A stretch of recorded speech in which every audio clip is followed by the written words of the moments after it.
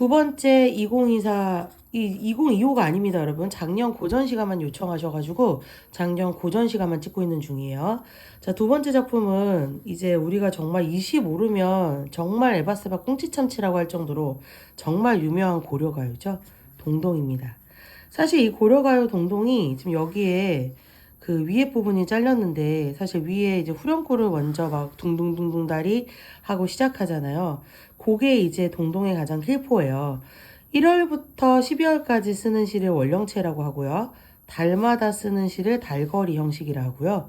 수능에는 정말 가장 중요한 게 있어요. 바로 객관적 상관물을 화자가 어떻게 느끼냐. 객관적인 자연의 소재를 화자가 어떻게 느끼는지가 사실 킬포거든요. 그게 동동의 가장 핵심이라 할 수 있어요.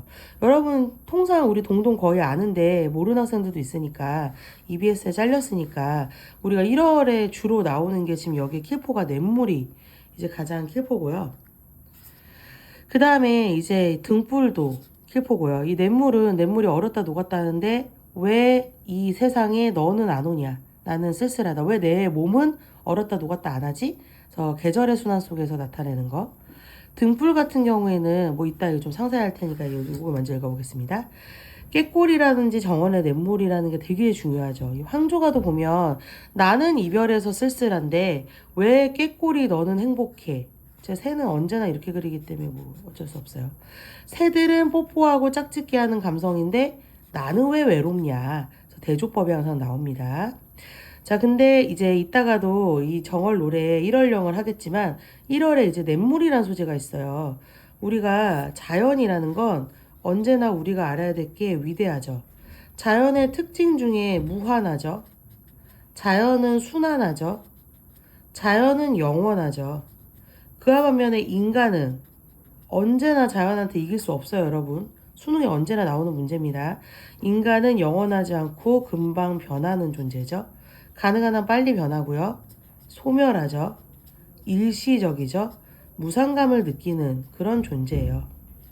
자, 그럼 돌아가 보면 냇물은 봄에 다가오면은 겨울에서 냇물이 얼었다가 봄이 되면 자연으로 순환하거든요. 근데 인간의 감정이라는 건 여러분 그 사랑에서 헤어져 보셨어요? 헤어졌다가 다시 사랑하기 그거 되게 힘들어요, 여러분.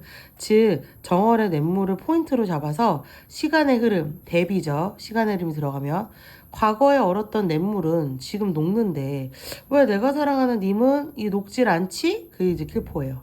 자, 그 다음에 우리가 요거 내신 공부 안 하는 사람들은 요거 모를 수도 있지만 내신 공부의 기본이죠.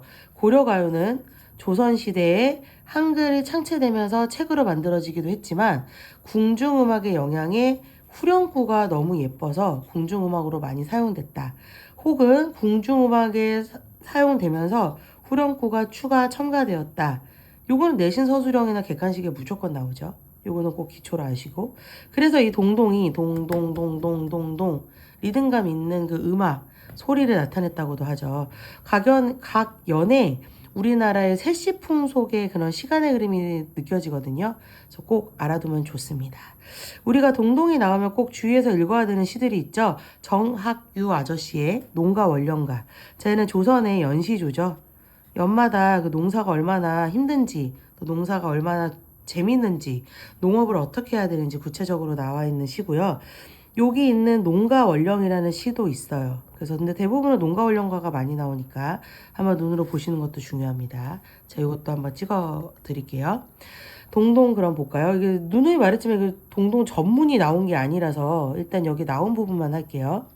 정월의 냇물은 얼고자 녹고자 하는데 제가 누누이 말하지만 이거 한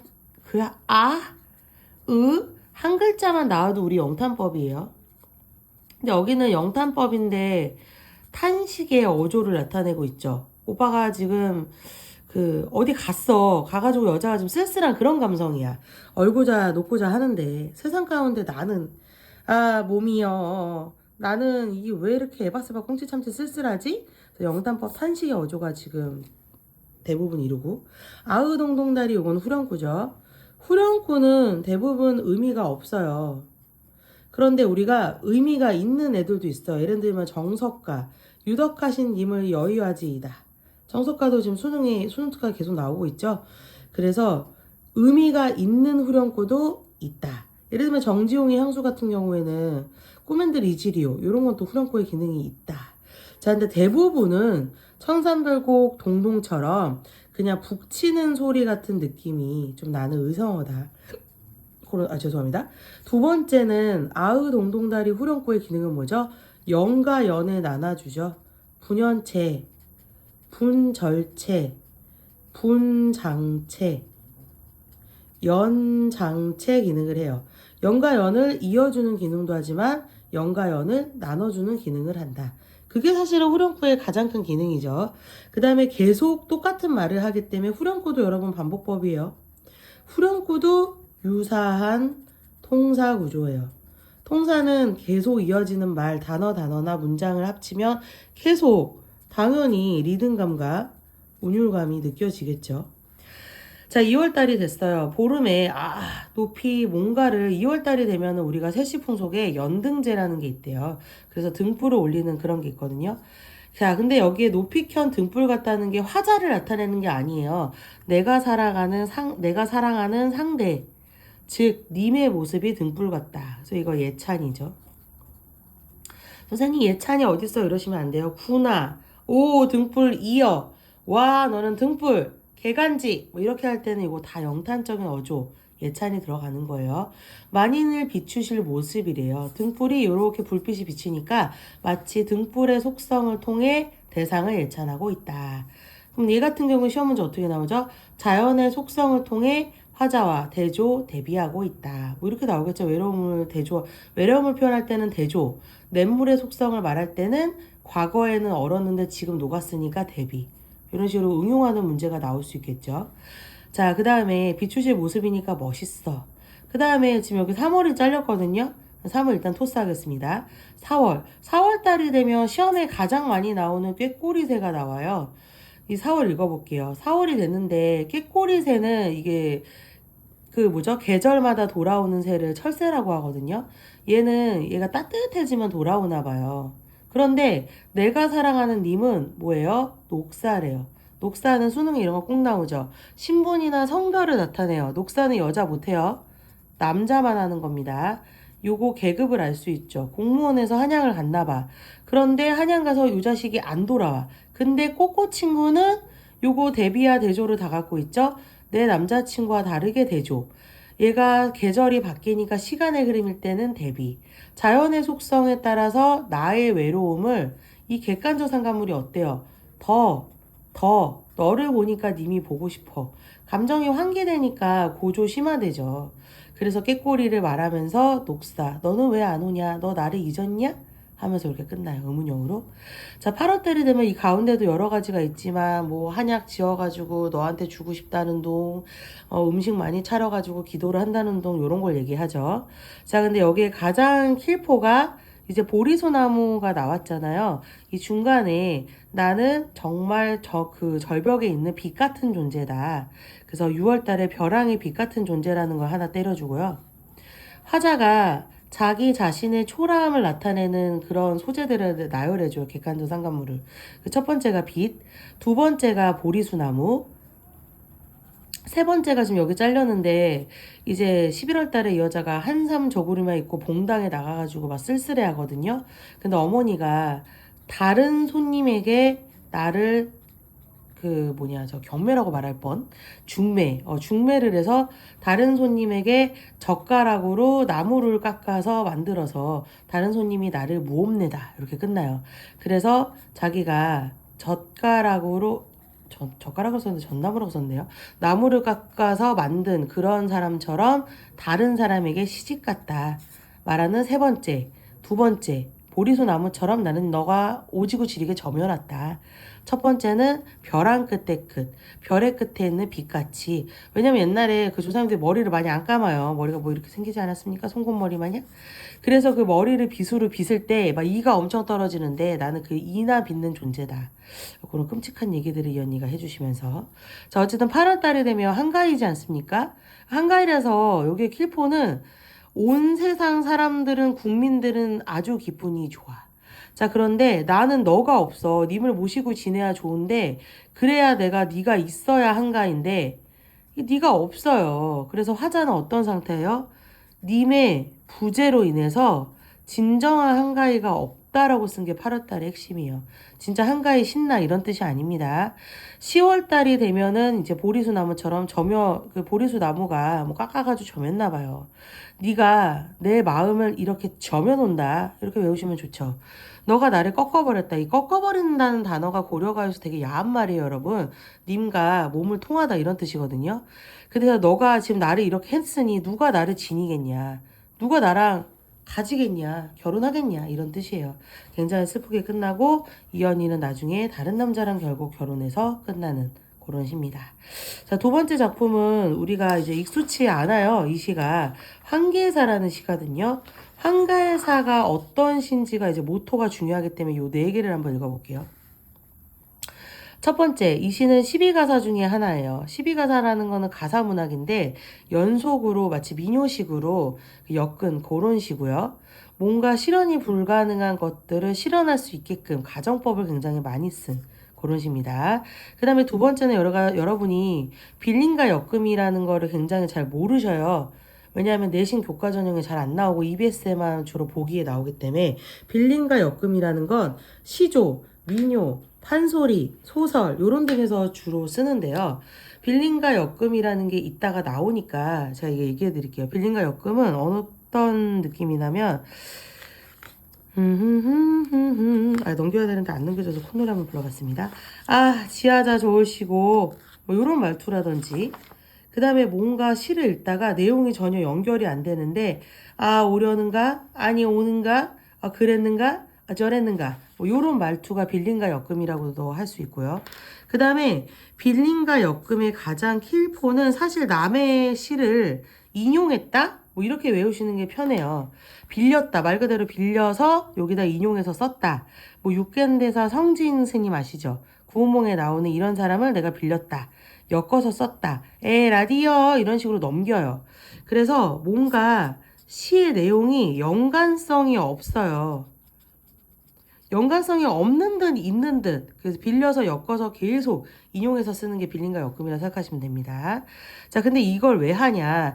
대중들의 익숙한 성진 스님이나 대중들의 익숙한 황진이 뭐 공자, 뭐 이태백 이런 사람들을 쓰면 시의 흥미도가 올라가기 때문이에요. 독자의 흥미를 유발하기 위해 쓰는 겁니다. 그 다음에 세 번째, 이 12가사는 후렴구를 반복하는 고려가사 비슷한 기능이 있어요. 이것도 학교 내신에서 잘 안 배우잖아요. 특정 어구를 반복하거나 혹은 에헤라디야 이런 말투. 저 똥싼 바지 또 똥싼 바지 안 싼 바지 안 똥싼 바지 이런 식으로 웃기게 특정 어구를 반복하면 연관성이 없는 시의 빌림과 엮음을 이어주는 역할을 해요. 여기 그 어떤 강의에서도 이걸 구체적으로 얘기를 안 해주더라고요. 그래서 이게 되게 중요해요. 그래서 시의 내용은 이 12가사, 뭐 일반 가사 역할이 이어지지 않는 부분을 마치 후렴구처럼 추임새를 넣어준다. 여러분 그 많이 들어보신 게 이거죠. 아히야 뭐 이런 말투도 얘들 나오는데 그런 거. 아까 제가 읽어드린 지하자 좋으시고 이래서 애홀이고 저래서 애홀이고 뭔가 여기 이 말이 들어가면 안 되는데 라임 추임새가 계속 들어가는 거 그런 느낌들이 가사 문학에도 있다는 거 의도적으로 통일감과 연결 구조를 주려고 넣는 겁니다. 자, 그 다음에 4번도 되게 중요하죠. 우리가 12가사라는 작품은 대부분 가창이 뭐예요? 가창 시험 보셨죠?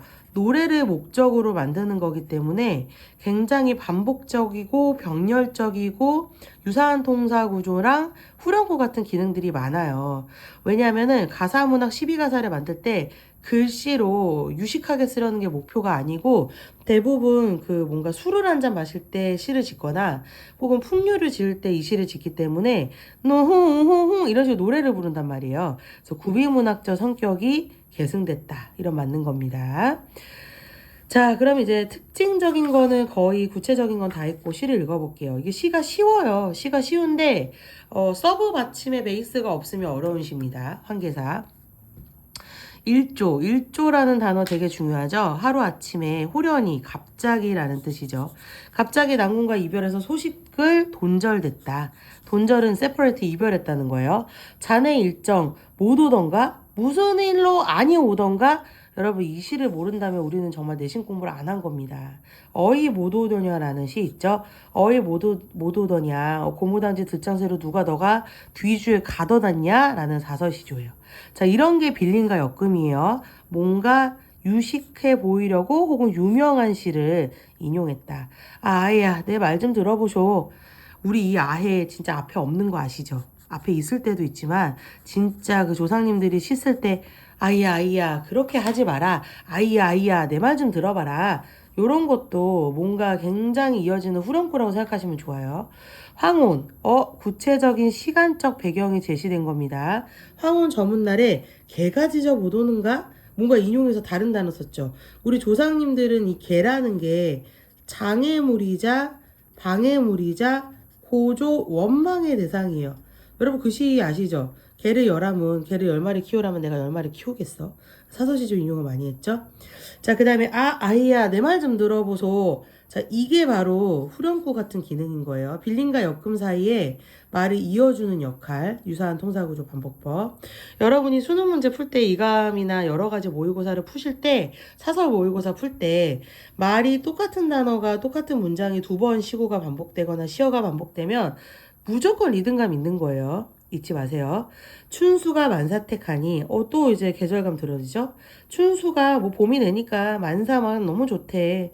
그런데 니는 왜 물이 깊어 못 오냐? 그래서 개, 물, 장애물들을 나열하죠. 이거 쉽죠.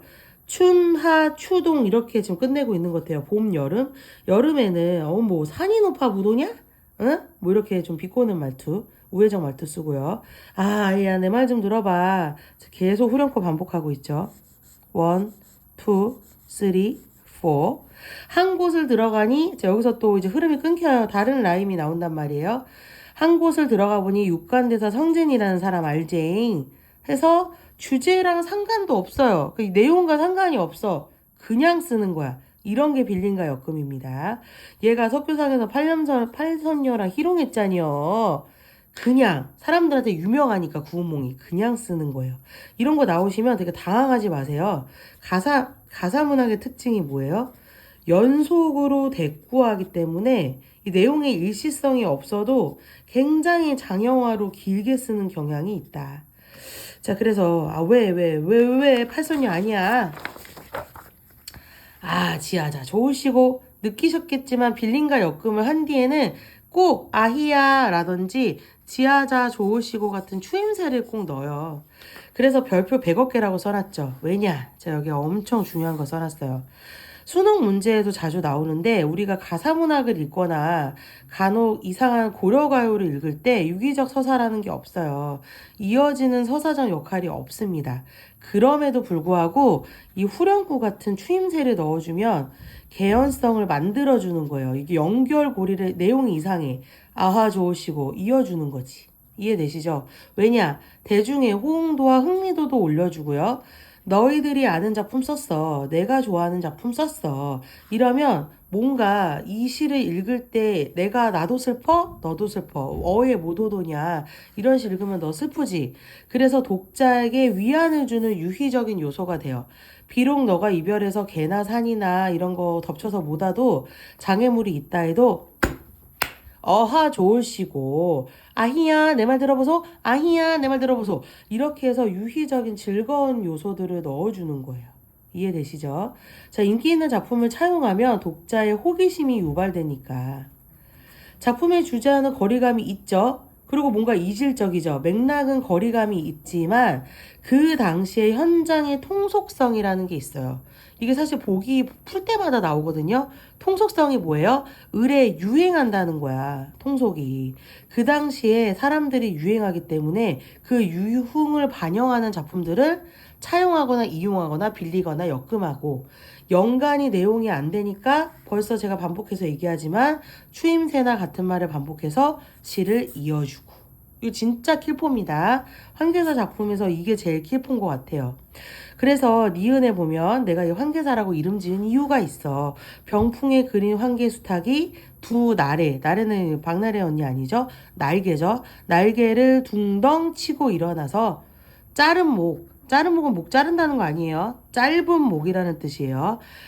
이게 무슨 뜻이냐면 아마 이 노래를 만들 때 앞에 그림이 하나 있었다고 해요. 그래서 그림 속에 수탉이 있는데 날개를 치고 날아가는 모양처럼 역동감이 느껴진다. 길게 목을 빼어 후리듯이 이러듯이 요렇게 이 시의 제목을 지어보자. 자, 그 다음에 사경이라는 거 되게 중요하죠, 여러분. 우리가 7시부터 시작하는데 7에서 9 1경, 9에서 10 2경. 제가 여기 써놨어요. 그 다음에 11시부터. 보통 이 3경이 되면 개슬퍼지거든요. 밤이 된다, 새벽이 된다. 근데 여러분들은 아마 11시나 1시가 되면 이게 왜 슬프지? 이렇게 생각하실 수 있어. 그런데 조상님들은 이때 주무셔. 그러니까 이 6시 전에 밥을 다 먹고 주무신단 말이야. 우리 저 선생님들이 왔다 갔다 해서 소리 나서 죄송해요. 그러다 보니까 초경, 이경, 삼경 이때 되면 자야 되는데 못 자. 우리로 타지면 새벽 3시야. 못 자. 3경이나 4경 되면 불면증이지. 지금 전전반칙이지. 뒤척뒤척거리면서 잠을 못 주는 요런 상태라 생각하시면 돼요. 자, 어쨌든 4경의 1점에 날새라고, 야 이거 잠 못 자라 그러는 거야 너? 꽃기요? 그래서 얘가 마치 그림 속에 있는 게 너무 그림이 생동감이라서 마치 소리를 낼 것 같다. 이 시각에 있는 그림이 마치 청각을 낼 것처럼 역동감을 표현한 거라고 생각하시면 됩니다. 사실 진짜 그림에서 이렇게 환기가 나온다는 거 말도 안 됩니다. 자네, 그래서 만약 이게 전기성 비현신성이라 그러면 이거 틀린 거예요, 여러분. 역동감 있는 표현을 하려는 거예요. 자네 어리 그이하여 아니오냐. 지금 아까 했던 말을 이제서야 차용하다가 왜 안 와, 왜 안 와, 이 말 하다가 이제 또 그 말을 꺼내줬어요. 뭔가 이별에서 안 오는 그런 감성 같아요. 안 오냐? 너는 죽어 청자저 황하수가 되고 나는 죽어 도대선이 되어. 이거 대꾸법 썼네요. 너는 이거 되고 나는 이거 된대. 자, 여기 킬포가 뭐냐면 너 죽어서 물이 되래. 중국에 굉장히 넓은 강이 되래. 그러면 내가 죽어서 큰 도대선 배가 돼가지고 나룻배를 타고 너에게 갈게. 이거 무슨 뜻이에요? 너뿐이야. 겁나 사랑한다는 뜻입니다. 요거 밤이나 낮이나 낮이나 밤이나 요거 후렴구처럼 리듬감 느껴지죠? 후렴구라고 다 같은 단어가 아니어도 돼요, 여러분. 그 리듬감이 조성하는 말투. 자, 아까 말했죠. 개연성을 이어주는 추임새. 이런 것도 후렴구로 볼 수 있습니다. 바람 불고 물결 치는 대로 어하 두둥실 떠서 노자. 그럼 여러분들은 이 시를 읽으면 안 배우면 잘 몰라. 갑자기 이별했는데 둥둥실 떠서 놀자고? 아까 말했지만 죽어서 윤회사상도 내포되어 있죠. 죽어서 다시 태어나면 보통 좋을 거라는 생각 갖고 있잖아요. 조상님들이 시에서. 그러니까 그 물에서 너가 물이 되면 내가 이런 노래 부르면서 너한테 갈 거야 라는 뜻이에요. 이별에서 신난 게 아닙니다. 저 달아 보고 있느냐? 너 달은 여러분 유명하잖아요. 정읍사에도 나오는 말이에요. 나는 볼 수 없지만 님이 가는 길을 비춰줘. 똑같아요. 달아 보고 있느냐? 누구? 내가 사랑하는 님. 거기에 명휘 밝게 비춰줘. 그래서 너의 기운을 빌려서 나도 좀 보게 해줘. 무슨 뜻이에요? 죽어서 다시 태어나서 뭐 보겠다는 뜻도 있겠지만 너가 비추면 님이 이게 내가 나도 볼 수 있을 것 같아. 너에게 나생각 뭐 눈빛을 넣을 건가 봐. 이거 사륜 아닌가? 이렇게 해서 본다는 뜻이에요. 아해야 내 말 좀 들어보소. 또 후렴구 리듬감 쩌는 말 해줬죠. 추월. 아까 우리 느끼셨는지 모르겠지만 춘, 하 여기서 또 얘기해줬어요. 계절감. 추 지금 동만 없어요. 겨울만 없습니다. 가을이 돼서 양명이 하니 밑에 나와 있죠. 이건 정말 중요하니까 한번 읽어드릴게요. 가을달은 밝은빛이 드나들어서 앞에 춘수가 하온이 이어지는 계절감 추나추동이 이어지고요. 중국의 도연명의 시에 요런 구절이 나온다고 해요. 자, 그러면은 뭐죠? 요거 고사 인용이죠. 중국의 시를 인용했으니까 이런 거는 수특에서 공부 안 해놓으면 수능에 나오면 이거 당합니다. 고사 인용. 고사인용? 어디? 센스거 한자가 들어가서 고사인용이라고 맞추는 친구들도 있어요. 네, 그래서 양명이 하니 이거 인용한 거죠. 이런 게 빌림과 엮음을 통해 빌림과 엮은 거죠. 달이 밝아 못 오던가? 달이 너무 밝아서 못 오냐? 지금 추나추동에 다 장애물 하나씩 때려줬고요. 어디를 가서 안 오냐? 아이고 좋구나. 사실 좋진 않은데 추임새를 넣어주는 거예요. 왜냐하면 제가 아까도 말했지만 이 시 자체가 유흥 목적으로 술을 마시면서 만든 노래 스타일이기 때문에 에휴 그래도 힘내 파이팅! 제가 아까 말했죠. 이별한 사람들 파이팅! 이런 느낌으로 지하자 조시우고를 때려줬다 생각하시면 됩니다. 자, 이 시 가나의 가장 공통점은 가와 달리 나에는 뭔가 이민화 화작이 아닌 제3의 그런 인물을 청자로 한 표현들이 있어요. 누군지 아시죠? 아히야, 아히야 자꾸 불러싸거든요. 그래서 그런 것도 잊지 말자는 거. 아히야 부르는 게 진짜 애가 있어서가 아니라는 거 잊지 마십시오. 뾰로롱.